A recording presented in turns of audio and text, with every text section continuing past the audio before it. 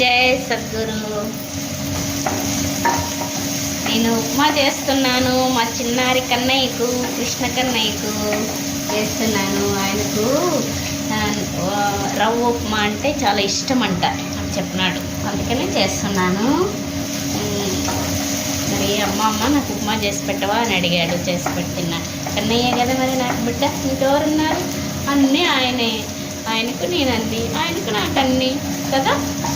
అందుకే జీడిపప్పులు వేసి, నెయ్యి వేసి, రవ్వ వేసి ఆయనకు ఉప్మా చేస్తున్నాను. చూడండి, వేయించి మళ్ళీ టమాటా, పచ్చిమిర్చి, వెల్లుల్లి అన్నీ కోసి వేస్తున్నాను. కన్నయ్యకు చాలా ఇష్టం అంట ఉప్మా. అమ్మమ్మ ఉప్మా చేసి పెట్టవా నాకు ఈరోజు అని అడిగాను. బంగారు కొండ, నా వజ్రాల మూట కృష్ణ కన్నయ్య, నా ఆత్మబంధు ఆయనే, అన్నీ ఆయనే. నాకు అమ్మ నువ్వు తిన్నావా లేదా అని 100 సార్లు అడుగుతాడు నా కృష్ణ కన్నయ్య. తెలుసా నన్ను? అమ్మ నువ్వు తినమ్మా, నువ్వు చేసుకో, తినమ్మా, నువ్వు పడుకోవద్దు అని అంటాడు. బంగారు కొండ, నా వజ్రాల మూట నా కృష్ణ. నాకు అన్నీ ఆయన చూసుకుంటాడు నన్ను. ఏమమ్మా నువ్వు లేసి వండుకొని తిని తల్లి, నేనున్నా కదా నీకు, నువ్వెందుకు బెంగపడతావు అన్నాను. నేనైనా బెంగపడ్ను. అయినా కానీ ఆయన చాలా చక్కగా మాట్లాడుకుంటాం మేమిద్దరము.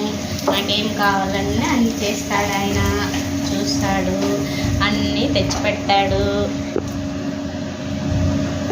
కృష్ణ అంటే చాలు, ఏంటమ్మా అని వస్తాడు మా కన్నయ్య.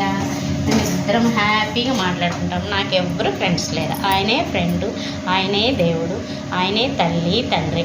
ఆయనకు నేను అన్నీ, ఆయన అన్నీ నాకు. మేమిద్దరం హ్యాపీగా ఉన్నాము. జై సద్గురు. వెయ్య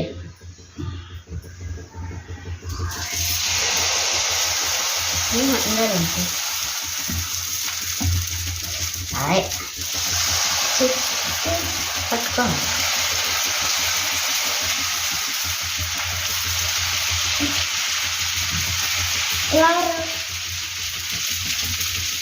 పర్లేదు, ఇంకనొద్దు ఆడే చేస్తాం. అందులో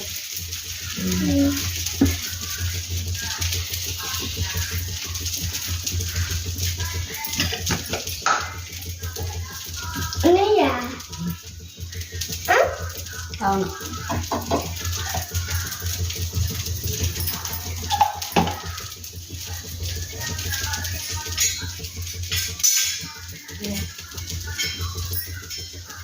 ఇప్పుడు